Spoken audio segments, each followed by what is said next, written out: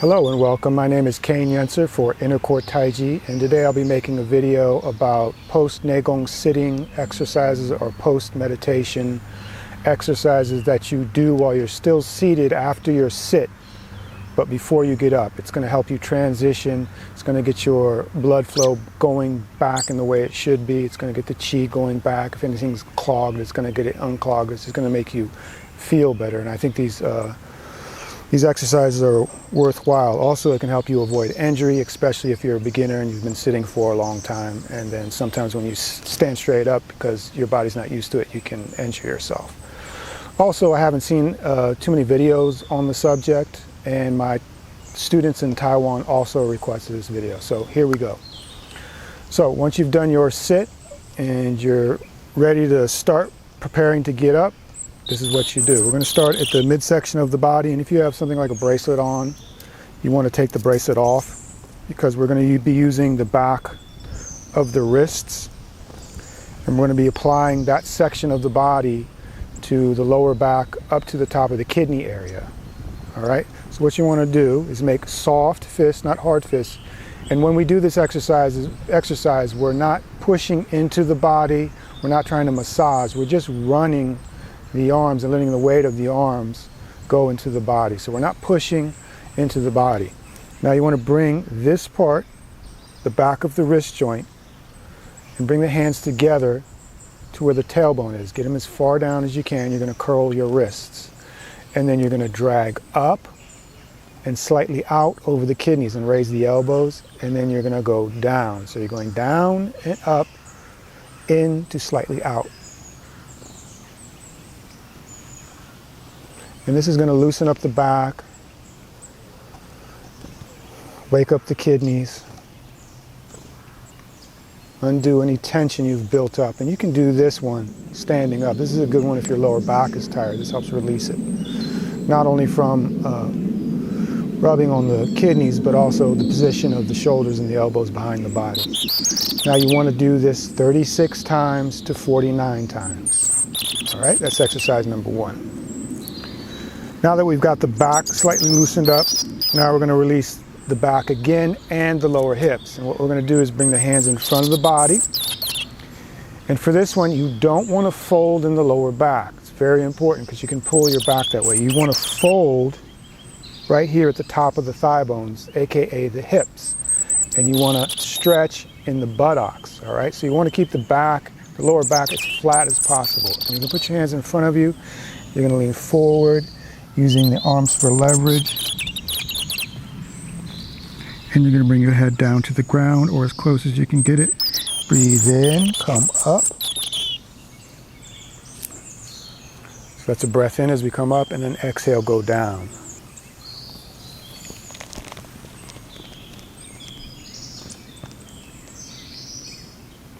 Breathe in, up. Exhale, exhale from dantian, lower abdomen.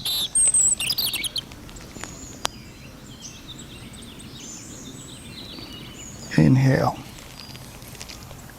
Okay, so you want to, when you're doing these exercises, you want to use your dantian breathing, and you want to do that 9 times, 5 or 9 times. Okay, so the truncated version would be 5, the regular version would be 9. Now, one more thing to release the back and the hips is we're going to bring our hands to our knees, and we're going to make a circle with the body. Now we're pivoting at the tailbone. So once again, we're not bending the back. The whole of the back needs to go with the movement. So as you lean this way and exhale, we're going to get a pull here on the hips. We're going to draw a circle with the upper body or the head. Come forward, and we're going to breathe in as we come up. In, out. In, out. And we're going to do that 9 times. And then you're going to go in the opposite direction, 9 or 5 times for this one. In,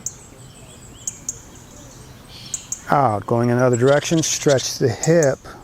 In, out. Excuse me, in, out as we go down. So it's in as you come up, out as you go down. And you want to try to keep the knees on the ground or as low as possible. So you don't want your knees coming up as you do this. That indicates that you're not stretching the hips and the area around the coccyx. That's where you want to get at. So you want to make 9 circles or 5 circles one way, exhaling going down, inhaling coming up, and then 9 or 5 the other way. All right, so now we're going to move on to the upper body. And the first thing we're going to do is do an exercise for the eyes. Now we're going to use this part of the thumb, and it's right below the top knuckle above the bottom knuckle. So it's the bone in the middle of the thumb where it connects to the hand. So you're going to bend the tips of your thumbs like this and catch them with your fingertips. Then you're going to bring the outside of the thumbs together and touch them, the flat surface of that part of the thumb. And then you're going to rub. And the idea of rubbing is to get friction, and friction creates a little bit of heat. Once you have a little bit of heat, you're going to bring your pointer fingers, this part, and you're going to attach them flat to above your eyebrows on your forehead. Now you're going to bend your thumbs, the part that was rubbed, close your eyes, and you're going to place that part of your thumb at the top of the eyeball on the eyelid. And your movements for both thumbs are going to go in towards the bridge of the nose, down below the eyeball, gently. Don't pull on the bags, but go over the bags of the eyes, and then up around the eyeballs. So you start at the top of the eyeballs and you go in the direction towards the bridge of the nose. So you're just going around the eyeball with the back of the thumb.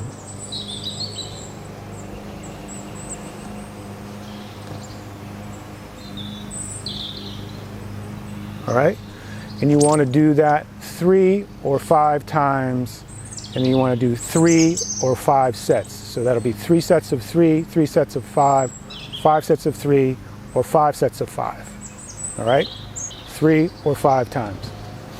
Next thing we're going to do is we're going to adjust the chi in the face and the head.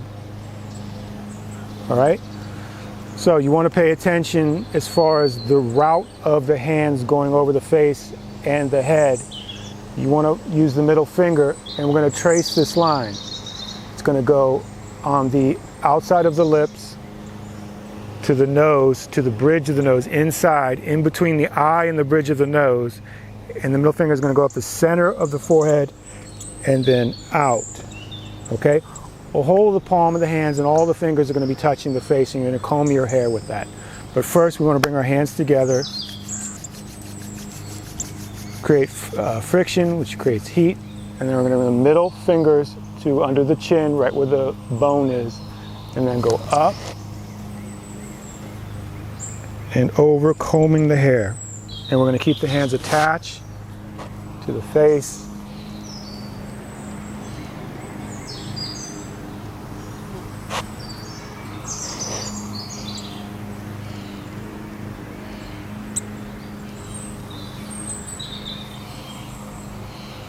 Make sure the whole of the fingers, the whole of the palms, everything is going against the skin.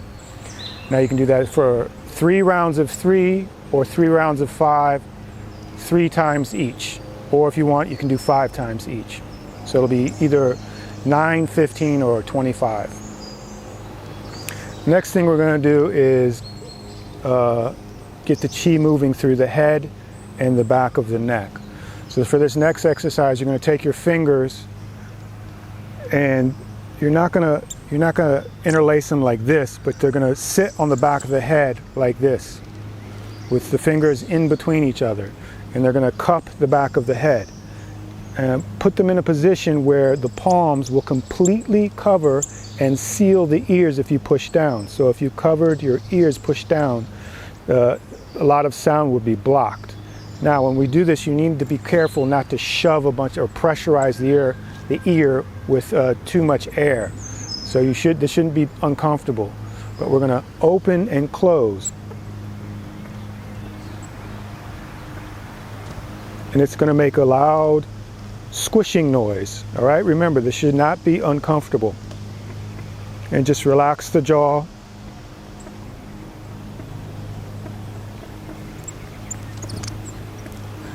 And we're going to do that 49 times or 36 times. Okay, just remember, don't press air into the ear. It should not be painful. Now the next thing we're going to do is we're going to get the chi mobilized in the part of the neck that connects to the skull. So we're going to use a tapping energy. So what I want you to do is stack your pointer finger on top of your middle finger, like so. And you can practice this before you do it on your leg, and then you're going to press down with your pointer and it's going to snap, and it should tap the leg with a little bit of energy. All right, and then do it with both, kind of like snapping your fingers. Okay, now we're going to cover the ears. All right, just like we did before, so sound should get blocked out. And then we're going to place the bottom of the middle finger right at the bottom of the skull, and the tapping occurs not on bone but on the fleshy part of the neck. So you have this tendon or this muscle that runs right here. It's kind of like hitting a string, all right, and it should resonate throughout the head. So we're going to do this on the fleshy part of the top of the head. The middle finger is sitting at the bottom of the skull, but remember, you're tapping the fleshy part of the neck and you're covering your ears completely.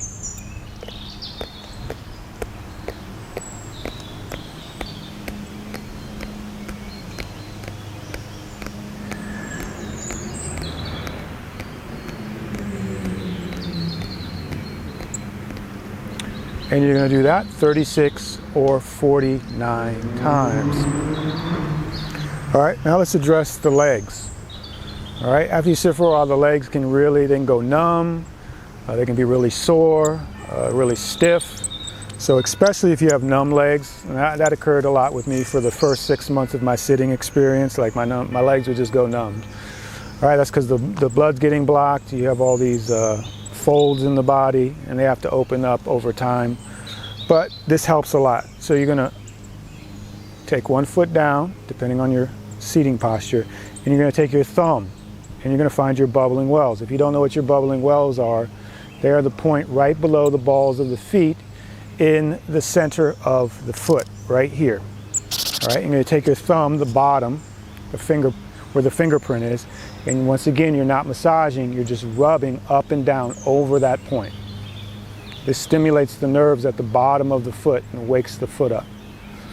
A lot of times when my leg would fall asleep, just doing this would wake the leg back up. It would get blood flow going back up. All right? Then you want to switch sides, do the other foot. Same thing. Now you want to do this 36 to 49 times. All right, next thing we're going to do is straighten the legs out.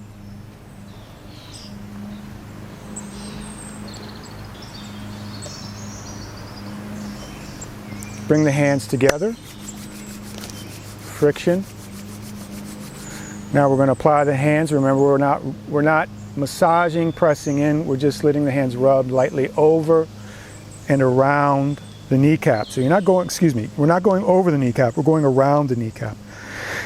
Nice and slow.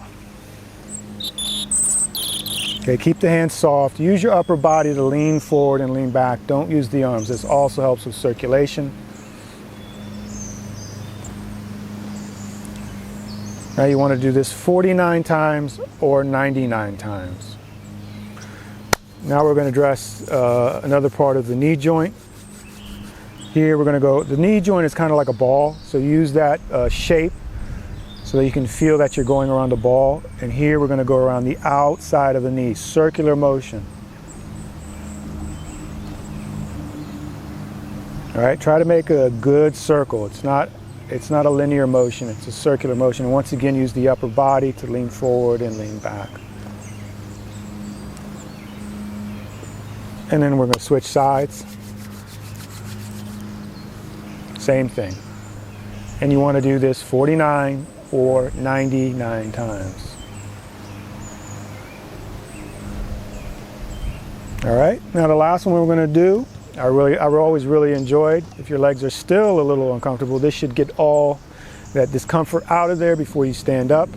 Now here we're going to be patting. And we're patting with the center of the palm, not the fingers. So we're not hitting with the fingers, we're hitting with the palm, like a slap. And you want to use as much energy as is comfortable. If it's uncomfortable, bring down the level of energy, all right? And we're gonna go one time down to the top of the foot and then come back up. And remember, lean forward with the upper body fold at the hips. It helps circulation too. Once we go down and then back up, we're gonna go inside, on the inside of the leg, and then we're gonna pat the outside of the leg, we're gonna come up, and then we're gonna pat the kidneys area, okay? So,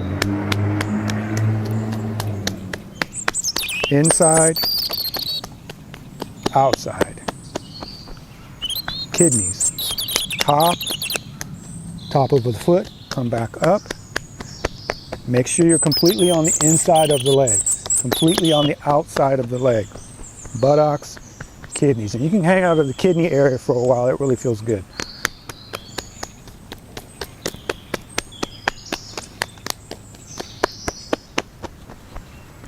All right, and you're gonna do that at least 5 or 9 times. I suggest you do 9 times because that really wakes the legs back up.